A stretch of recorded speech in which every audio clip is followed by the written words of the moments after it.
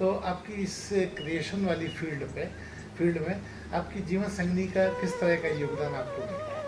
देखिए, मैं अगर बहुत लाइट मोड में कहूँ, अगर आपको व्यवधान नहीं मिल रहा है तो इससे बड़ा योगदान नहीं हो सकता है। वो अवरोध नहीं थे तो सही हो गए। सही हो गया। तो मुझे बिल्कुल अवरोध नहीं मिलता। और एक बात और बताऊँ, मैं हमेशा अपनी पहली कविता जब भी लिखता हूँ, मैं अपनी वाइफ को ही सुनाता हूँ। अच्छा। लेकिन कभी भी मेरी कविता मेरी वाइफ प्रत्यक्ष रूप में नहीं सुनती है। अच्छा। वो कहती है कि इतना संवेदनशील होता है कि आंखों से आंसू आ जाते हैं। जी। तो वो हमेशा फोन पे सुनती है। अच्छा, हमेशा की मतलब आप उनकी वेदना को वेदना को समझ नहीं देखो, हम लोग, हमारे बच्चे भी मेरी कविता सुन के भाग जाते हैं। जी। क्योंकि वो कहते हैं कि इतना संवेदनशीलता है उसमें कि हर आदमी की आंखों में आंसू आ जाते हैं। नमस्कार, बंजारा बीट्स में आपका हार्दिक स्वागत है। मैं हूं ज्योति प्रकाश खरी। आज हम आपको मिला रहे हैं एक ऐसे रेलवे के अधिकारी से जो अपनी बहुमुखी प्रतिभा के वो धनी हैं, साथ इसके साथ ही उनके पास मल्टी फ्लेवर्ड व्यक्तित्व के वो मालिक हैं। चलिए मिलते हैं अजय कुमार श्रीवास्तव जी से। नमस्कार श्रीवास्तव जी। नमस्कार। श्रीवास्तव जी, मैंने ये उल्लेख किया कि आपके पास बहुत सारी प्रतिभाएं हैं, वो मैं पायदान वाइज पूछूंगा।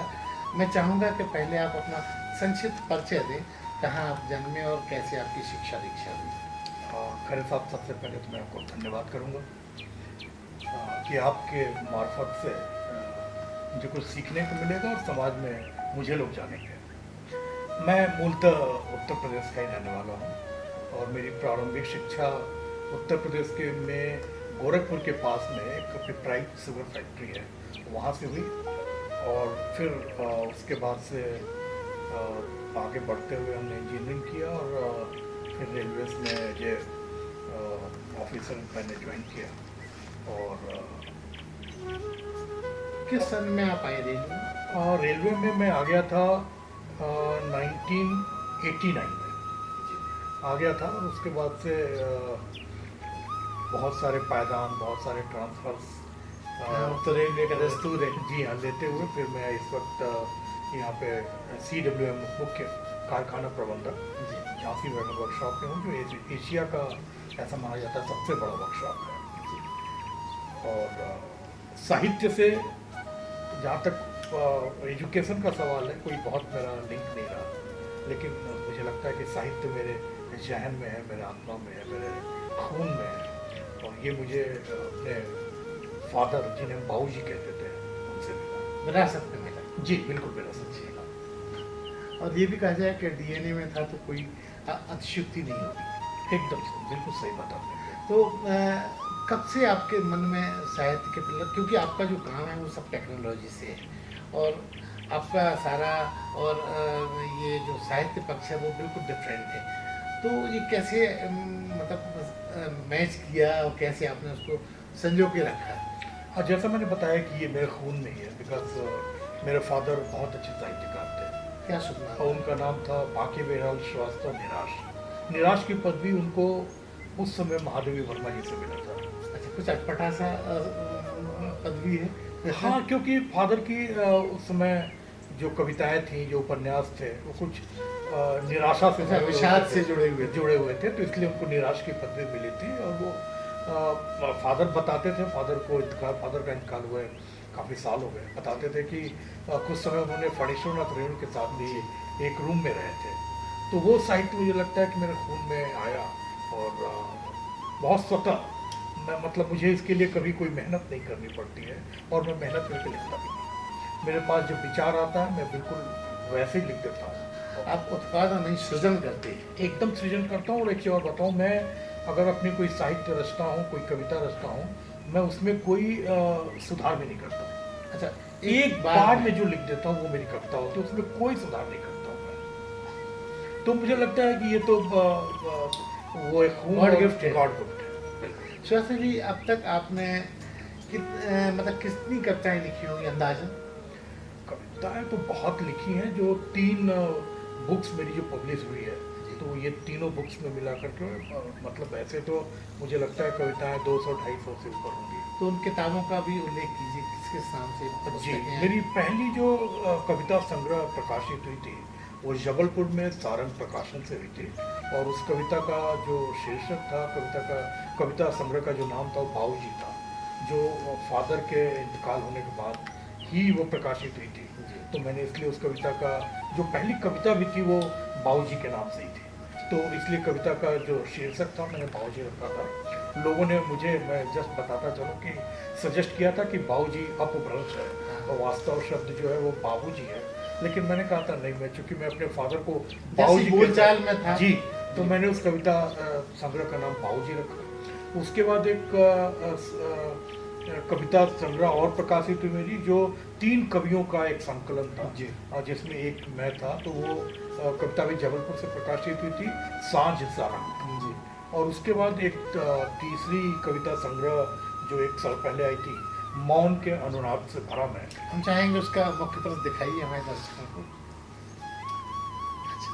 और ये कविता संग्रह बहुत अच्छे प्रकाशक ने प्रकाशित किया था, दिल्ली की हिंद युग में एक प्रकाशन है, उन्होंने इसको प्रकाशित किया था, और ये अमेज़न पे भी अवेलेबल है जी। सरसर जी, मैं पीछे वापस आता हूँ। मुझे आप बाबूजी की जो आपने कविता बताई है, अगर उसकी कुछ पंक्तियाँ आपको याद हो तो सुनाना चाहेंगे हमारे पास? हाँ, बिल्कुल बिल्कुल। ये देखिए, सबसे बड़ी हमारे साथ प्रॉब्लम ये है कि मैं और कवियों को जो कहता हूँ कि हर कवि ये चाहता है कि उसकी कविताएं सब लोग सुनाएं, याद करें, और कवि खुद अपनी कविता याद नहीं रखता है। तो मुझे निश्चित पर मुझे लगता है कि मेरी सारी कविताएं मुझे याद है। ये गौरव की बात है। तो मुझे सारी कविताएं मुझे याद है, और ये कविता जिसकी आप बात कर रहे हैं, ये कविता मैंने एक बार सुरेंद्र शर्मा जी के साथ, मैं पहले मंचों पे जाया करता था, अच्छा, बहुत मैंने मंचों पे कविताएं पढ़ी हैं, कवि सम्मेलन में, और सुरेंद्र शर्मा जी के साथ मैं था, और ये जबलपुर में ही कवि सम्मेलन था। तो इसमें मैंने जब कविता पढ़ी थी तो उन्होंने मंच पे आके कहा था कि छंदमुक्त कविताओं को कोई मंच पे लेकर के आ रहा है तो मुझे लगता है कि वजह श्रीवास्तव है। तो ये सुरेंद्र शर्मा जी से मुझे एक बड़ी अच्छी एक बात मिली थी। तो ये कविता बाबूजी मैंने तब लिखी थी। उसकी कुछ पंक्ति जी, छोटी कविता, मैं पूरी कविता सुना देता हूँ। आपने देखा हर कविता की एक कविता यात्रा होती है जी, और मैंने आपको बताया कि मैं कविता बिल्कुल सोच के नहीं लिखता हूँ। तो ये क्या हुआ कि मेरे फादर बाबूजी एक्सपायर हुए थे, इंतकाल हुआ था उनको, और पूरी कुछ मेरे ख्याल से 2-1 महीने हुए थे, 2 महीने 3 महीने हुए थे। मेरी बड़ी डॉटर उस वक्त पहली डॉटर थी जो करीब 6 साल की थी जी। तो मैं शेविंग कर रहा था, दाढ़ी बना रहा था, और मेरी बेटी पीछे खड़ा होकर मुझे देख रही थी, और उसने मेरे से पूछा तो डैडी क्या कर रहे हो। अब देखिए यहाँ से कविता बनती है कि दीवार पर टंगे आईने के सामने चेहरे पर लगे साबुन के झाग को ब्लेड से हटाते ही बाबूजी दिखे मेरे ही चेहरे में। जब मेरी बेटी ने पीछे से आवाज लगाई, मुझे भी झाग लगा था।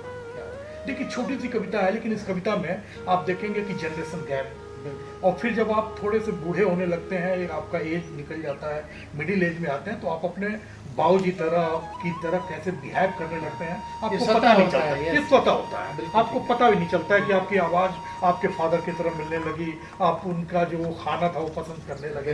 तो देखें कविता की, दीवार पर टंगे आईने के सामने चेहरे पर लगे साबुन के झाग को ब्लेड से हटाते ही बाबूजी दिखे मेरे ही चेहरे में। जब मेरी बेटी ने पीछे से आवाज लगाई, मुझे भी झाग लगा दो ना। और अचानक 40 साल पहले की मेरी ही आवाज की और गूंज सुनाई दी। मुझे याद आया कि यही सवाल मैंने अपने फादर से, अपने बाबूजी से ऐसे ही किया था। और अचानक 40 साल पहले की मेरी ही आवाज की सुनाई दी मुझे, और मैं मुस्कुरा के रह गया ठीक बाबूजी की तरह। और मैं मुस्कुरा के रह गया ठीक बाबूजी की तरह। आंखों के छोर से, आंसू के रूप में आंखों के छोर से याद आ गया। अब देखिए बाबूजी का चित्र बना रहा हूँ कि आंखों के छोर से याद आ गया उनका धोती पहनना, खद्दर पहनना, चश्मा लगाना, छड़ी पकड़ना, जल्दी सोना, जल्दी उठना, पढ़ना पढ़ाना, टोकना डांटना, और हम सब पर बेदक कर पूछना, बाबूजी तुम कैसे रहते हो, क्या करते हो। जनरल संख्या कि बाबूजी तुम कैसे रहते हो, क्या करते हो। और आज मेरी बेटी के मुझसे पूछने पर, अरे डैडी तुम कैसे लगने लगे हो। अब देखिए बाबूजी का मैंने मतलब कि आंखों के छोर से याद आ गया उनका धोती पहनना, खद्दर पहनना, चश्मा लगाना, छड़ी पकड़ना, जल्दी सोना, जल्दी उठना, पढ़ना पढ़ाना, टोकना डांटना और हम सबका बितक कर पूछना, बाबूजी तुम कैसे रहते हो, क्या करते हो। और आज मेरी बेटी के मुझसे पूछने पर, अरे यार डैडी तुम कैसे लगने लगे हो, अरे यार डैडी तुम कैसे लगने लगे हो, तो दिक्कत आई है, जल्दी सोने लगे हो, जल्दी उठने लगे हो, बहुत टोकने लगे हो, बहुत डांटने लगे हो, बहुत पढ़ने लगे हो, बहुत पढ़ाने लगे हो। तो अचानक कौन आया, तो झुर्रियों भरा आसान चेहरा जो गोया कह रहा हो, बाबूजी और कोई नहीं ये मैं ही तो हूं। तो अचानक कौन आया, वो झुर्रियों भरा आसान चेहरा जो गोया कह रहा हो, बाबूजी और कोई नहीं ये मैं ही तो हूँ। और देखिए अंतिम लाइन दे रहा हूँ, और गोया बाबूजी और कोई नहीं ये मैं ही तो हूँ। और शरीर में कौंध गई बिजली उस आग की, और शरीर में कौंध गई बिजली उस आग की जो फैल गई थी बाबूजी के जिस्म पर शमशान में, और मैंने जिसे आंसुओं के समंदर में भिगो कर भुला दिया था, और मैंने जिसे आंसुओं के समंदर में भिगो कर भुला दिया था। श्रेयसी जी, जब आपने बातचीत में भी बताया कि आप मंचीय कवि भी रहे, तो कहाँ कहाँ आपकी कविताओं को पाठकों ने सुना और सराहा? बहुत जगह मैं गया, और पहले बहुत कवि सम्मेलन में जाता था मैं, और उसमें आपको बताऊं कि मैहर में एक संस्था है जो कीर्तिमान संस्था के नाम से, और वो हर साल एक कवि सम्मेलन करती है, और ऐसा माना जाता है कि देश का बड़ा कवि अगर उस मंच पे नहीं गया तो बड़ा कवि नहीं है। और उस ऐसे मानक है उनके, ऐसे मानक है, मतलब मुझे नहीं लगता कि देश का कोई ऐसा कवि हो जो वहाँ नहीं जाता और जाना ना चाहता। उस कीर्तिमान संस्था पे मैं 3 साल लगातार गया, और मुझे लगता है कि उस आज भी जो मंच पे स्थापित कवि हैं, कोई ऐसा कवि नहीं है जिसके साथ मैंने कवि सम्मेलन में भाग न लिया हो। मंच कवि में विष्णु सक्सेना जी हो गए, सुरेश शर्मा जी हो गए, और भी बहुत सारे साथ हैं जी। तो मैं ये मानूं कि लगभग आपने 2-3 दर्जन से ज़्यादा मंच पे आपने शेयर जी जी बिल्कुल। दिल्ली गया, फिर मैं IITs में गया, तो बहुत सारे से। अब यहाँ एक विरोधाभास है, क्योंकि आप इतने व्यस्त और रेलवे के काम में भी रहते हैं, तो इसके लिए समय कैसे निकाला आपने? क्योंकि ये भी एक महत्वपूर्ण मुद्दा है, क्योंकि आपका दिशा और दशा विपरीत है। देखिए अब मंचों पे जाना तो अब मैंने छोड़ दिया, क्योंकि अब मेरे पास समय निश्चित तौर पे नहीं है, लेकिन कविता लिखने के लिए बिल्कुल कभी समय की जरूरत नहीं पड़ती है। कविताएं ऐसे आती और ऐसे लिख दिया जाता है जी।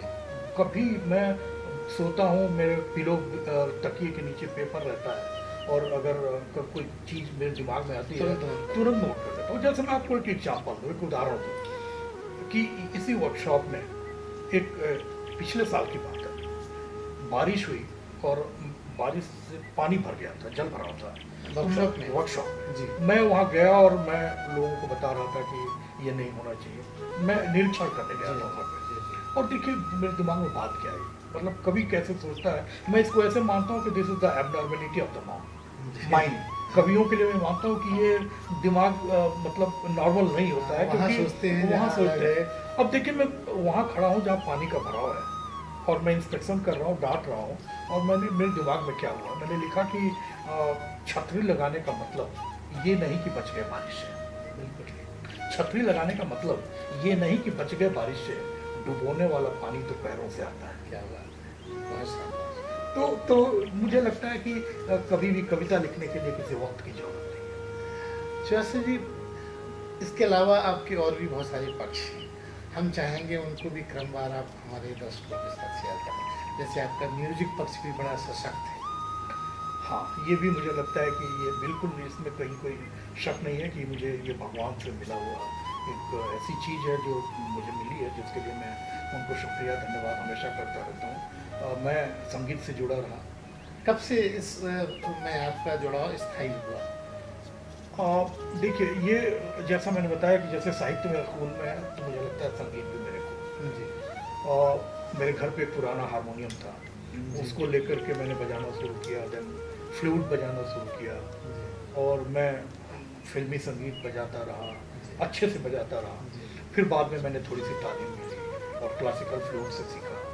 तो इंस्ट्रूमेंट में और वोकल और सिंगिंग में दोनों में थोड़ी बहुत दखल है, क्योंकि बहुत ये तो समुद्र सा है, इसमें आप कितना भी जान लो रूप से बड़ा नहीं होता है।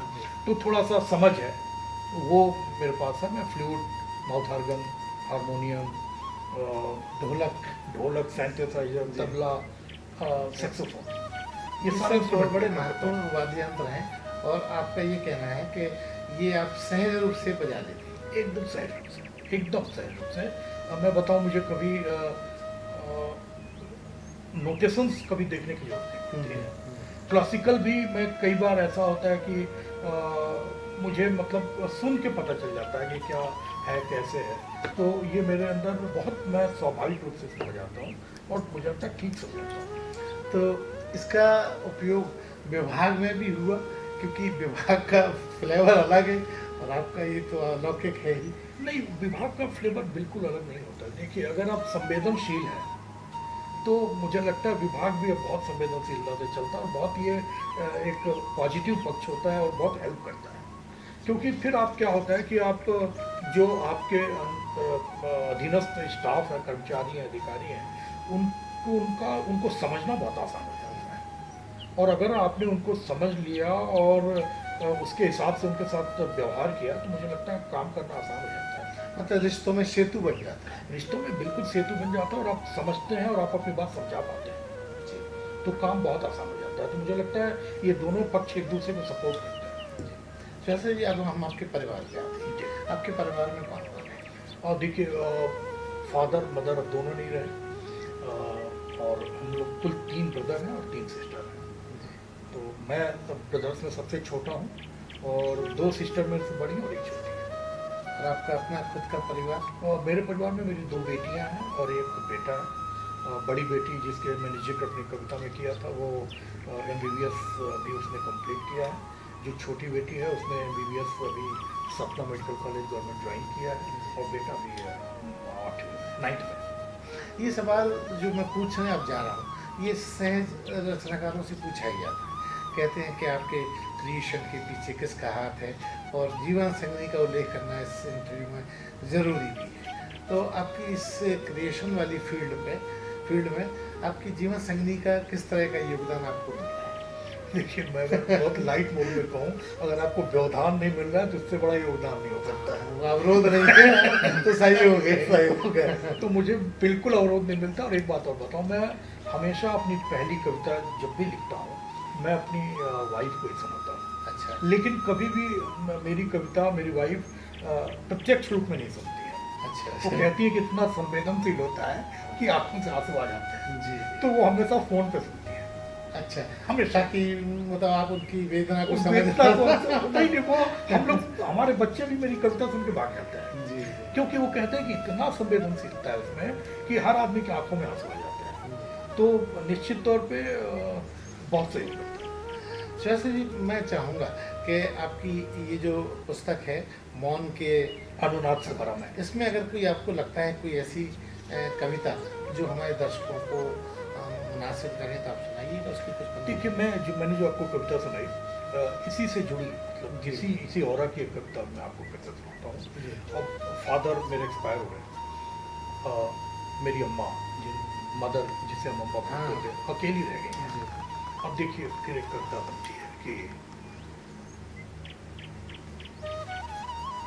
कैसे चेंज होता है, कैसे परिवर्तन होता है।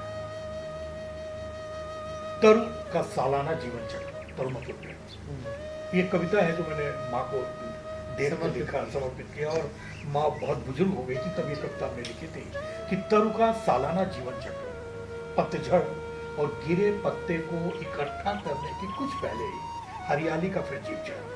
तरु का सालाना जीवन चक्र, पतझड़ और गिरे पत्ते को इकट्ठा करने के कुछ पहले ही हरियाली का फिर जीव चढ़ाना, और ठगा समय केवल एक जीवन चक्र के साथ। तरु का सालाना जीवन चक्र, पतझड़ और गिरे पत्ते को इकट्ठा करने के कुछ पहले ही हरियाली का फिर जीव चढ़ाना, ठगा समय केवल एक जीवन चक्र के साथ। और जवान से बूढ़ी हुई अम्मा को ही देखो, अब जवान से बूढ़ी हुई अम्मा को ही देखो, पहले से ज्यादा गोरी, पहले से ज्यादा छोटी। अम्मा खाना खाओगी, खिला दो।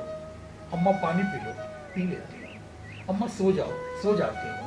अम्मा उठ जाओ, उठ जाती हूँ। एक आज्ञाकारी गुड़िया सी एक गठरी सी सोफे पर बैठी मेरी दो बेटियों के बीच मेरी तीसरी बेटी सरीखी मेरी अम्मा। बस सोफे पर बैठी मेरी दो बेटियों के बीच मेरी तीसरी बेटी सरीखी मेरी माँ। जी करता है भींच लूं कसकर, जी करता है भींच लूं कसकर, ले जाऊं घुमाने टहलाने उंगली पकड़कर और खिलाऊं आइसक्रीम और जी भर के देखूं अम्मा के भोले चेहरे पर कभी कभी उभरती उस आभा को जो ओझल हो गई थी बाबूजी के जाने के बाद। एक आज्ञाकारी गुड़िया सी एक गठरी सी सोफे पर बैठी मेरी दो बेटियों के बीच मेरी तीसरी बेटी सरीखी मेरी अम्मा। जी करता है भींच लूं कसकर, ले जाऊं घुमाने टहलाने उंगली पकड़कर और खिलाऊं आइसक्रीम और जी भर के देखूं अम्मा के भोले चेहरे पर उभरती उस आभा को जो ओझल हो गई थी बाबूजी के जाने के बाद। ले लूं भलैया न्यौछावर हो जाऊं अब जिसकी आंखों से ओझल होने पर बेचैनी होती है, अब जिसकी आंखों से ओझल होने पर बेचैनी होती है और तिज जाने पर ठंड पड़ जाती है कलेजे में एक बाप की तरह और मन आशीष देता है माँ मेरी बेटी तो खुश गया बाप। यकीनन आपकी कविताओं में वेदना है, और जो आपने कहा था कि आपके सुनने वाले जो घर के लोग हैं उनकी आंखें डबरा जाती हैं, तो वो ये साबित करती है। श्रीवास्तव जी, आपके आने वाले कलों में नए प्रोजेक्ट्स क्या होंगे इस फील्ड में, साहित्यिक म्यूजिक के पार्ट में, जो आपके दिमाग में है और कुछ धमाका करने वाले हो सकते हैं? देखिए साहित्य में कविता तो मेरी एक निरंतर प्रक्रिया चलती रहती है, ये तो अविराम है, अविराम में चलती रहती है। इसके बाद इसके साथ ही मैं कुछ लघु कहानियों पे भी काम कर रहा हूँ। अच्छा। और काफ़ी कुछ कहानियाँ हमने लिख ली हैं। साथ में कुछ और काम मैं अब मुझे लगता है कि ये हमने सोचा है जिस पे अभी हमें बहुत काम करना बचा हुआ है कि मैं बुंदेलखंड की बात, चूंकि यहाँ मैं पहली बार बोल रहा हूँ, तो मुझे लगता है कि हमने वीरांगना झांसी लक्ष्मीबाई के बारे में बहुत कुछ पढ़ा है, बहुत कुछ जाना है। झलकारी बाई के बारे में खुशबू महसूस भी जी, कर रहे हैं। वीरांगना झलकारी बाई के बारे में बहुत कुछ जाना है।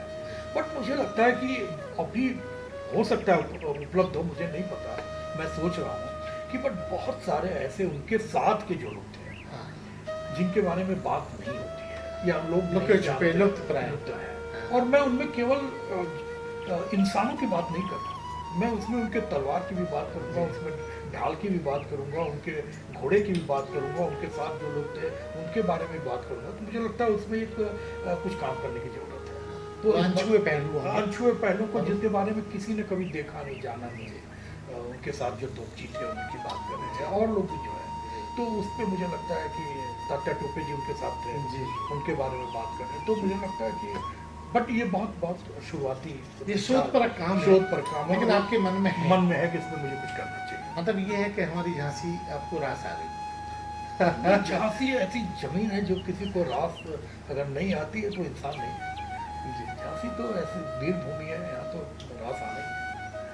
श्रीवास्तव जी, जैसा कि बातचीत में आपने बताया था कि आप एक बहुत बड़े प्लेटफॉर्म पे अपनी रचनाओं को आपने प्रस्तुत किया हुआ है, उसका भी हमारे दर्शकों के साथ उल्लेख किया। हाँ, जैसा मैंने बताया कि मैं पहले कवि सम्मेलन में बहुत जाता था, साथ में एक टीवी प्रोग्राम वाह भाई वाह होता है, उसमें भी मैंने पार्टिसिपेशन किया है। तो मैं अगर आग्रह करूं तो उसकी कुछ पंक्तियां आप हमारे दर्शकों के साथ शेयर कर सकते हैं? नहीं, वहाँ भी मैंने ये जो 2 कविताएं सुनी, इसके अलावा एक कविता हमने पढ़ी थी, वो मंच तो वो हास्य कवि का है जी, लेकिन वहाँ पे मुझे इसी तौर पे पेश किया गया था।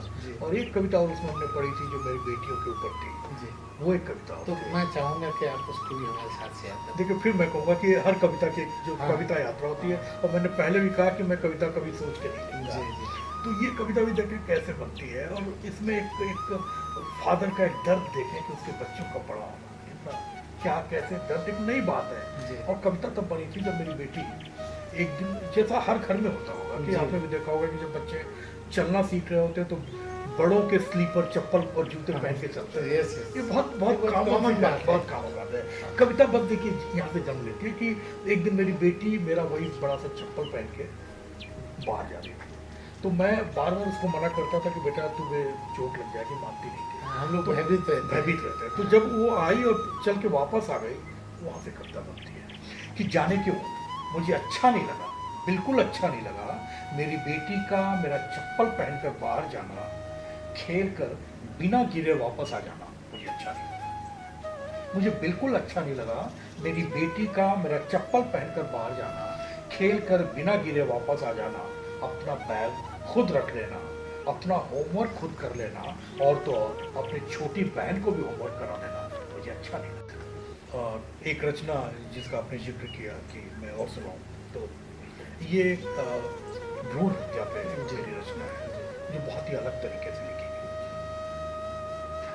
एक बेटी वो जब माँ के गर्भ में होती है तो क्या सोचती है, वहां से लेकर मेरी कविता प्रारंभ होती है कि मुझे कभी अच्छा नहीं लगा माँ तेरा मिट्टी खाना, मुझे कभी अच्छा नहीं लगा माँ तेरा मिट्टी खाना, लेकिन तेरी खाई खटाई से हर बार चटकारती रही मैं अपनी जीभ।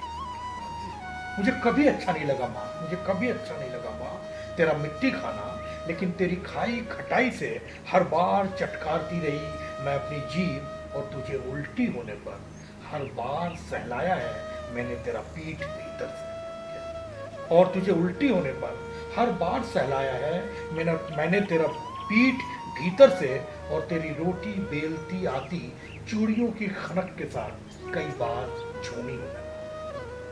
और बापू खूब पहचानती हूं मैं, खूब पहचानती हूं मैं तेरे हाथ का स्पर्श, और बापू खूब पहचानती हूं मैं तेरे हाथ का स्पर्श, और तेरी उंगली पकड़कर जाने कहां कहां घूम आई हूं मैं। और बापू खूब पहचानती हूं मैं तेरे हाथ का स्पर्श, और तेरी उंगली पकड़कर जाने कहां कहां घूम आई हूं मैं, और कोख के अंदर से ही तेरे कान में चिल्लाकर डराया है मैंने तुम्हें जब तूने अम्मा के पेट पर कान रखकर मेरी आहट ली है। और कोख के अंदर से ही तेरे कान में चिल्लाकर कई बार डराया है मैंने तुम्हें जब तूने अम्मा के पेट पर कान रखकर मेरी आहट ली है। और दीदी तेरी गुड़िया की भी शादी का खूब ख्वाब देखा है मैंने, और दीदी तेरी गुड़िया के भी शादी का खूब ख्वाब देखा है मैंने। मन करता था अंधेरे की दुनिया से कूद बाहर आओ तो, मन करता था कि अंधेरे की दुनिया से कूद बाहर आओ तुरंत, पर करती क्या, न पूरा हाथ, न पूरा पैर, न पूरा सर, न पूरी धड़कन, थी तो केवल उमंगों की ऊंची परवाज़। मन करता था कि अंधेरे की दुनिया से कूद बाहर आओ तुरंत, पर करती क्या, न पूरा हाथ, न पूरा सर, न पूरा पैर, न पूरा धड़कन, थी तो केवल उमंगों की ऊंची परवाज़। फिर जाने क्यों मुझे रोशनी की दुनिया में ले आना यकायक, फिर जाने क्यों मुझे रोशनी की दुनिया में ले आना यकायक। अम्मा तेरी सिसकियां और बापू तेरा जबड़ा भी सुबकना, सब कुछ याद है धुतला धुतला। अम्मा तेरी सिसकियां और बापू तेरा जबड़ा भी सुबकना, सब याद है धुतला धुतला।